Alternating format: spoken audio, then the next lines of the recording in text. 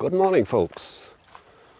Welcome back to the first part of You're Never Good Enough to Not Get Kicked in the Butt.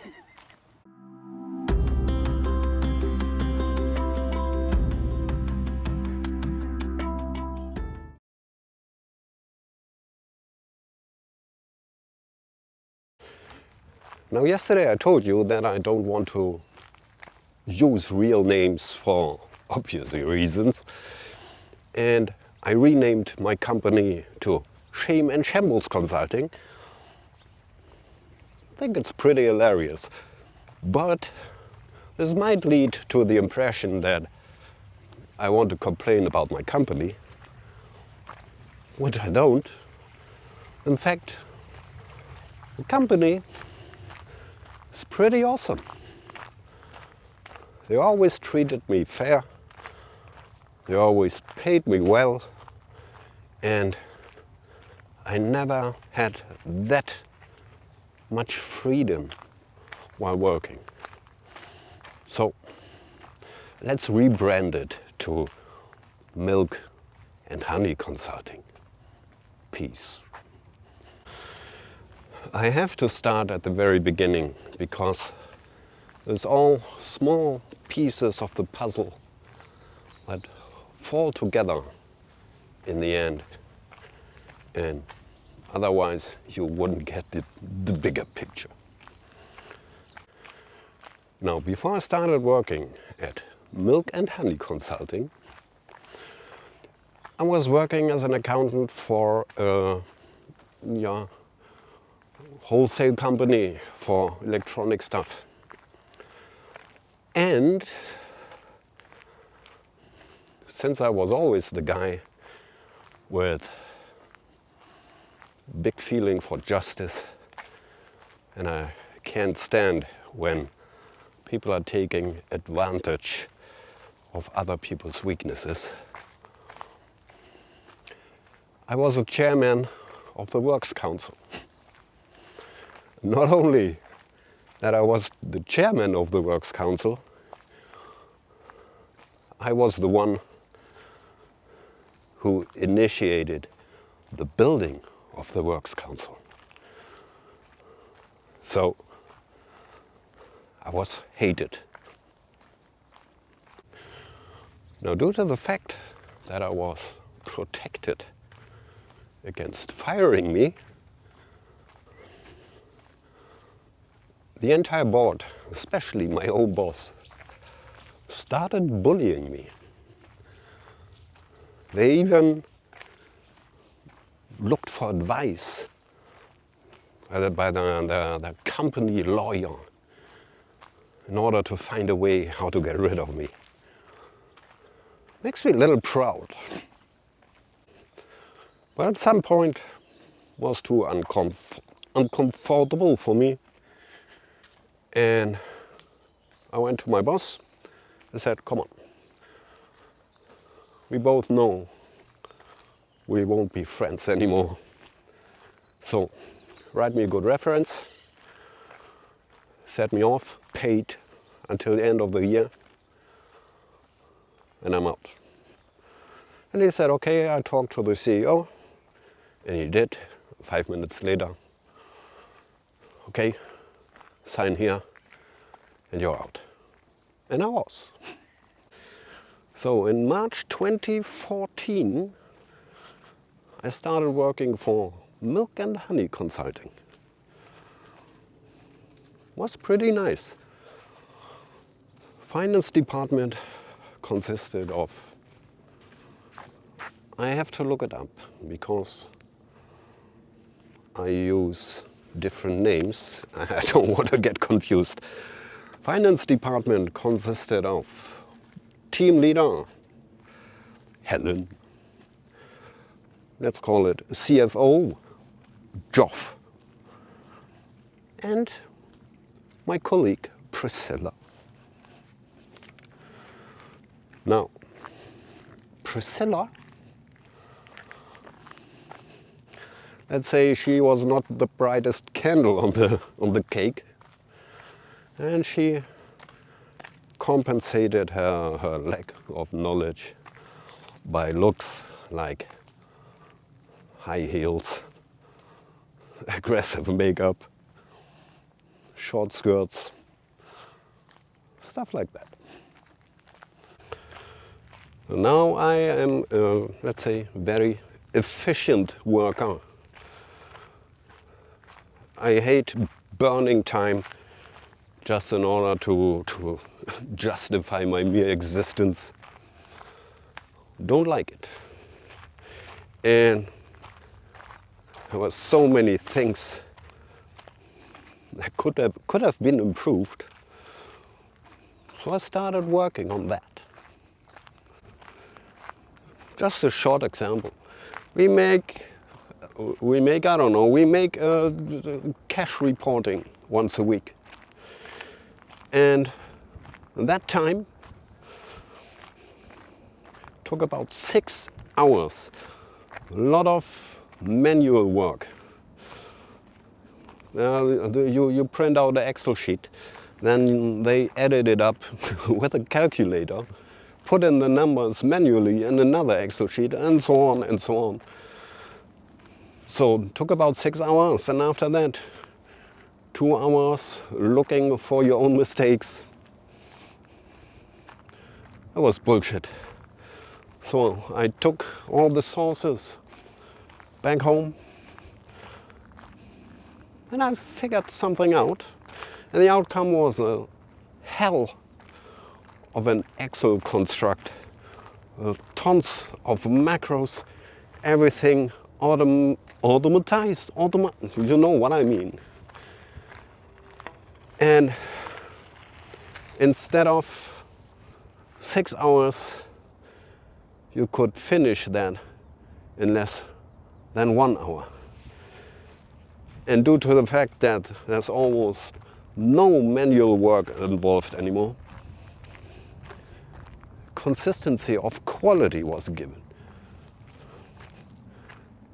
And the board and the CEO were happy. One day Priscilla came to me and said, "Oh, you gotta stop working so fast.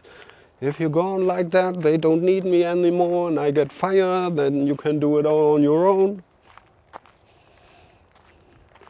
I don't work fast. I just don't work bullshit.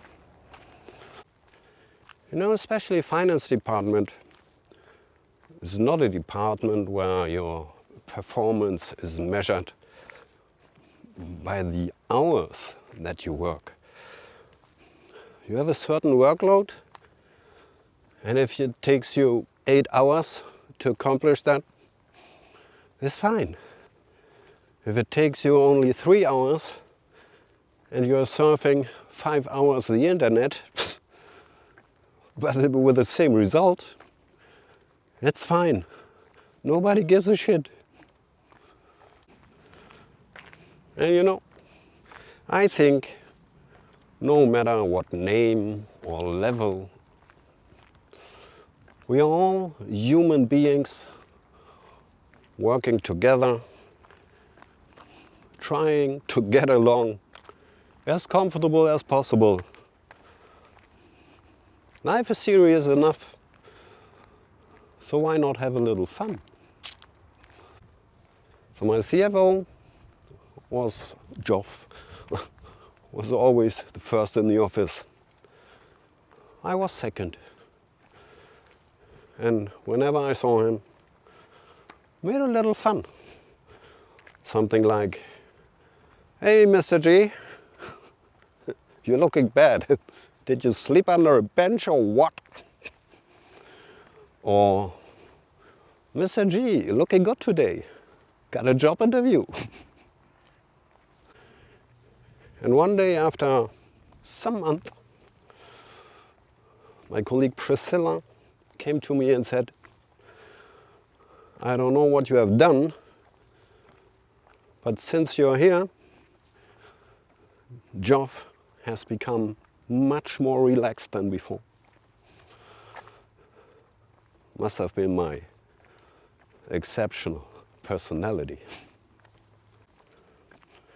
Now, since our company was constantly growing, we hired an additional guy some months later. Alan was a funny guy, and life was pretty good. Now, 2015, I wanted to walk the Camino de Santiago. You know, from France through Spain, 800K. And my team leader, Helen, when it was about vacation, it was like you first have to talk to her. She then talks to Geoff, and Geoff finally confirms the vacation.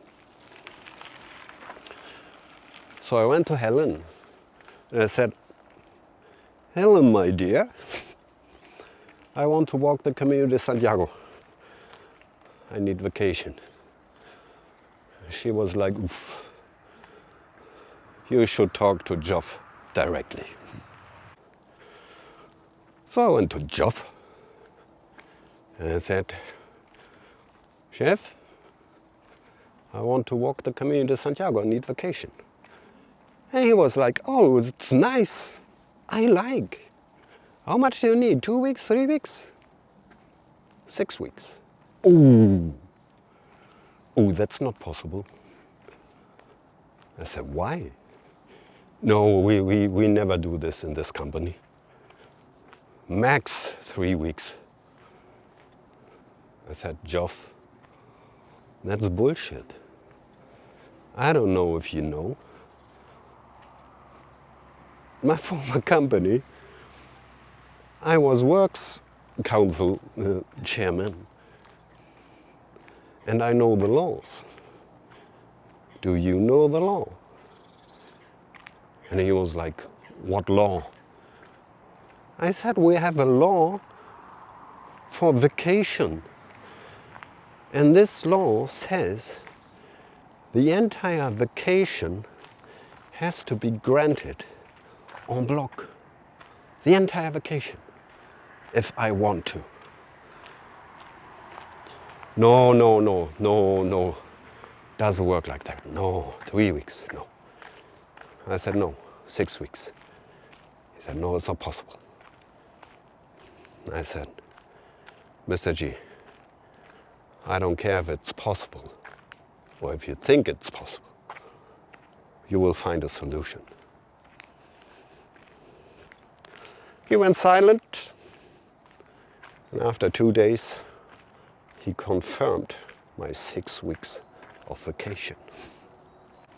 Now, after finishing my Camino, I flew back to Frankfurt Hahn, and Alan, my colleague in the finance department, picked me up at the airport, together with Susan, a girl from the invoicing department. If they wouldn't have done that, I would have been stranded in the middle of nowhere and would have waited for another 6 hours for the first train back home. So it was amazing, amazing friends. Love you guys. So first day when I was back in the office, Geoff showed up in my room and said, oh Mike, good that you're back. So much to do. We have to do this and this and that and that and that. I said, stop. No, we don't. First of all, I have to take care for myself, that I feel good. And when that's done, I'll come to your room and we have a talk. He was a little puzzled, but it was okay. So I walked into his room and we talked, and I said, you know what, while walking the Camino, I found out many things about myself. I don't need much to be happy. What do you need? Roof over your head, food in your fridge, friends, That's it. Everything else is luxury. I do not need this particular company. I do not need this particular job. In fact, I hate working at all. I could be perfectly happy working at McDonald's, washing the salad, as long as I can pay my bills. I'm only working here because I like working here. It's fun. I love the people. Good company. It's awesome. But if it's no fun anymore, I have no strings attached, no feelings. It stops getting fun. I'm out. He was a little bamboozled because he wasn't used to this kind of talking. But anyway, since then, I think this was the foundation, the real foundation of my working at Milk and Honey Company Consulting. From this moment, everything went great. So much for today. Stay safe, stay healthy, and stay tuned for part 2 of my story at Milk and Honey Consulting. Ciao, ciao.